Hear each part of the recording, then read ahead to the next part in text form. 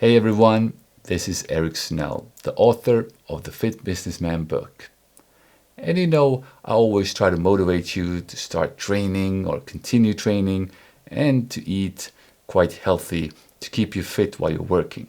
Well, today we're going to go a little more in depth into explosive mode training and talk about the resistance that you should use in order to maximize peak power when you're doing exercises where you have a resistance that you want to move really, really quick. And I'm referencing here a study that was done where they want to know if throwers and jumpers should use different resistance if they're performing gym exercises such as the power clean and the squat. So here the idea is to find the optimal load that an athlete would use in order to maximize peak power.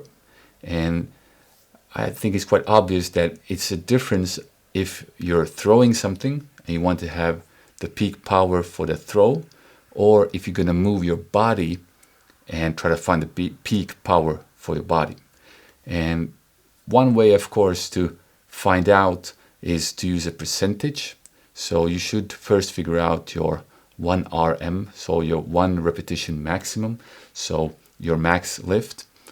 You can also derive that from other lifts, and maybe talking percentages is not that easy.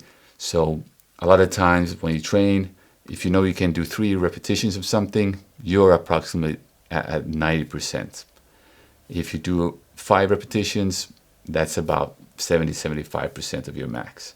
And a lot of times it's easier to maybe think in that way and also interpolate your max from doing instead 3 repetitions instead of risking it and trying to figure out what is your maximum lift. Well, in this study, they first looked at the squat. And in the squat, they found out that the peak power was reached for the bar that you have on your shoulders if the thrower used 90% of their maximum. So if you can do a squat of 100 kilos, you should, if you're a thrower and your intention is to train for throws, you should use 90 kilos. And this is for peak power.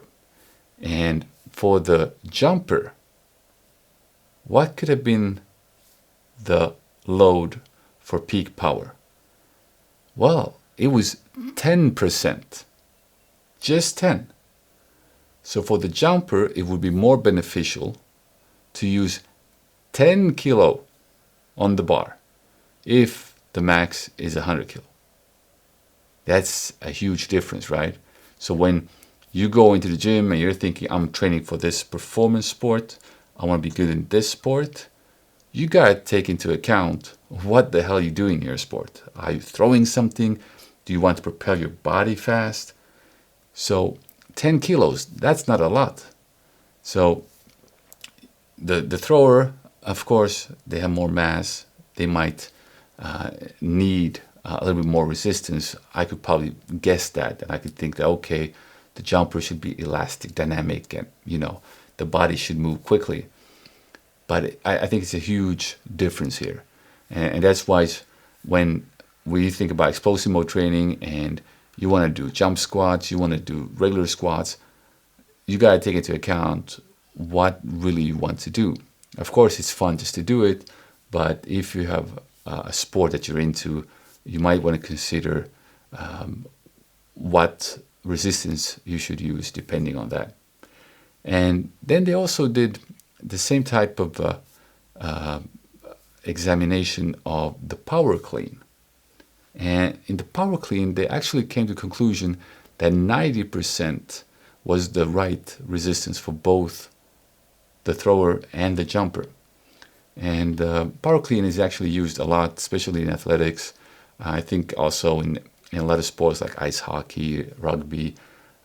It's not technically that demanding compared to other Olympic lifts, and you can use a lot of speed, and the risk for injuries is not that high, I would say. So it's a good exercise, and 90% seems to be very efficient. So I would say that's about three repetitions. So you choose a weight that you can do about 3 times. Then that's a good set, good amount of repetitions for training for peak power output.